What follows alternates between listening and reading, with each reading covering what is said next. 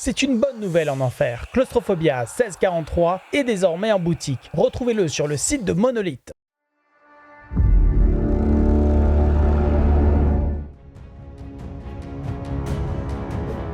Il y a 10 ans, nous avons découvert des démons assoiffés de sang sortis des eaux sombres de l'Elbe. Ces ennemis venus de l'enfer empruntaient une faille dimensionnelle et se déversaient dans notre monde. Aujourd'hui, en l'an de grâce 1643, nous attaquons directement l'enfer. Nous nous sommes organisés et nous avons construit la nouvelle Jérusalem pour étendre notre foi chez les démons. Claustrophobia 1643 est un jeu pour 2 joueurs. L'un incarne des humains et l'autre des forces démoniaques. C'est un jeu asymétrique à mission où la faction humaine doit remplir des objectifs lorsqu'elle déploie ses combattants. Quant à la faction infernale, son principal but est de contrecarrer les plans des humains et de les réduire à néant avec ses démons. La boîte est un tout en un. C'est-à-dire que vous n'avez pas besoin d'extensions représentant les humains ou les démons pour jouer. On notera que chaque boîte possède des livres en anglais et en français. Pratique si vous êtes plutôt du côté obscur de Shakespeare ou de Molière. Sur ces planches à dépuncher, nous trouverons des tablettes de gestion pour les factions humaines et infernales. Vous allez y placer des personnages, des dés, des gemmes, des pions de dégâts et ainsi déterminer vos options de jeu. Les cartes d'équipement, d'événements ou d'instinct et divers pions indicateurs seront autant de possibilités supplémentaires accordées par la mission au cours de la partie.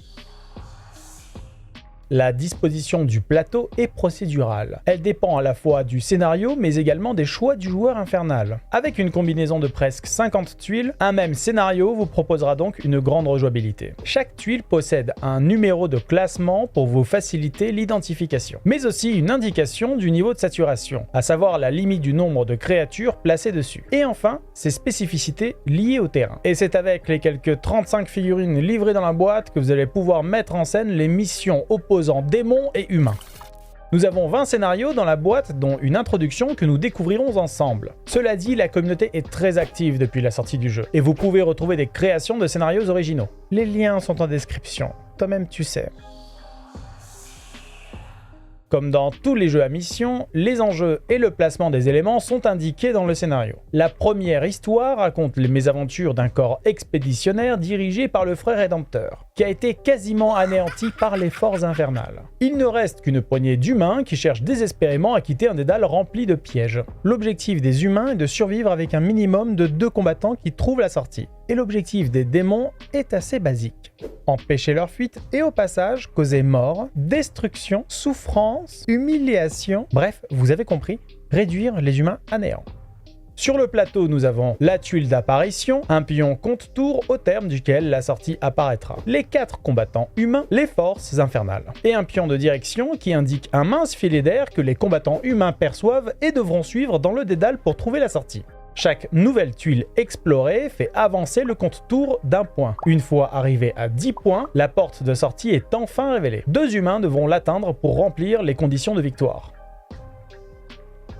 L'objectif de la mission est clair. Avec la faction humaine, atteindre la sortie avec au moins 2 personnages. Pour la faction démoniaque, détruire tous les humains. Si aucun des 2 objectifs n'est rempli, chaque joueur obtient une égalité. Sur la tuile de départ, le frère rédempteur est accompagné par 2 éclaireurs condamnés et une brute. L'un d'eux possède même un tromblon. L'objectif est représenté par le jeton de direction qui indique la sortie. Pour le moment, personne ne sait ce qu'il y a autour. Le terrain sera progressivement révélé avec les tuiles à mesure que les humains avancent. Un tour de jeu commence par la phase de préparation du joueur humain. Le joueur humain lance ses dés d'activation. Chaque résultat obtenu indique le potentiel de ses combattants. C'est à lui d'assigner ses dés aux emplacements qui favoriseront la meilleure stratégie. Le joueur décide ainsi de débloquer sur l'un de ses éclaireurs la capacité d'obtenir une carte d'instinct qu'il utilisera à un tour prochain.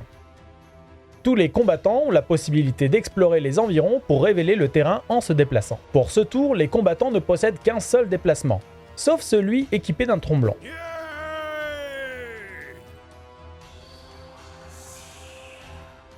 Le joueur doit résoudre toutes les actions d'un personnage avant de changer de combattant. Il déploie le frère rédempteur, en même temps c'est le meneur. Quand une zone est explorée, c'est le joueur infernal qui pioche une tuile et la place dans le sens qu'il souhaite, avec le pion de direction. D'ailleurs, à chaque fois qu'une tuile sera révélée, Le compte tour augmentera et une fois arrivé à 10, c'est là que la sortie apparaîtra. Chaque tuile possède des points de passage et parfois aussi des caractéristiques spécifiques. Un pictogramme d'effet peut attribuer une règle spéciale supplémentaire à la tuile. Ici, il s'agit d'un couloir carnassier, ce qui signifie que tous les dégâts subis sur cette tuile seront doublés. Attention au pauvre combattant qui se retrouvera ici. Il n'y a pas d'autres actions prévues pour le Fray Rédempteur. C'est au tour des autres combattants. L'éclaireur avec 2 déplacements part ainsi explorer une seconde tuile. Le joueur infernal choisit alors la disposition des lieux et l'emplacement du jeton de direction. Pour finir, la brute et l'éclaireur arrivent sur la même tuile que celle du Fray Rédempteur. La phase du joueur humain est terminée, c'est au tour du joueur infernal d'avancer ses forces.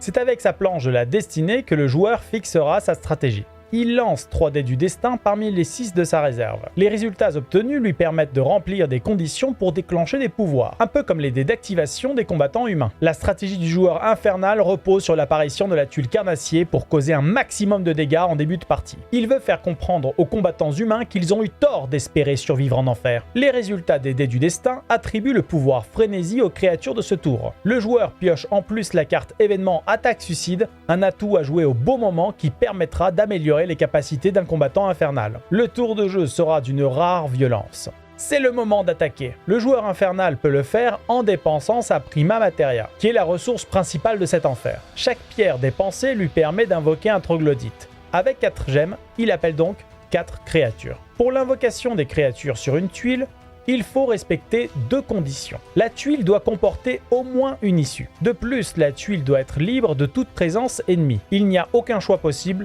La tuile de départ semble être la seule indiquée avec ces conditions. C'est parti. On active les troglodytes chacun son tour pour concentrer les efforts sur un éclaireur condamné. Avec une attaque fulgurante, on espère voir tomber un combattant humain le plus rapidement possible. Les caractéristiques des troglodytes sont déjà sur la planche de la destinée. Ils possèdent une valeur de combat de 1 dé, mais grâce à la frénésie, nous pouvons relancer une fois les résultats ratés. Le seuil à atteindre est la défense fixée par le dé d'activation du combattant humain ciblé, c'est-à-dire 5 pour obtenir un dégât. Nous activons immédiatement l'événement pioché plus tôt. L'attaque suicide, pour augmenter les dés de combat de 2 dés de 6. Ensuite, la figurine et la carte seront retirés. Les dés ratés sont donc relancés grâce à la frénésie et nous obtenons 2, 4, 5, ce qui donne un dégât. Cependant, les effets de la tuile doublent les dégâts de l'attaque du troglodyte. La brutalité se fait sentir. Quand un combattant humain subit une blessure, le joueur humain doit placer un pion de dégâts sur une ligne d'activation de son personnage, ce qui le mettra dans un état d'épuisement si un dé d'activation est placé sur cette ligne, réduisant ses capacités au minimum, avec un déplacement à 0, une attaque à 0, mais une défense à 3. Les 3 autres troglodytes frénétiques attaquent. Avec un total de dés d'attaque de 3, on obtient les résultats de 5 et tête de mort. Une tête de mort est toujours une touche.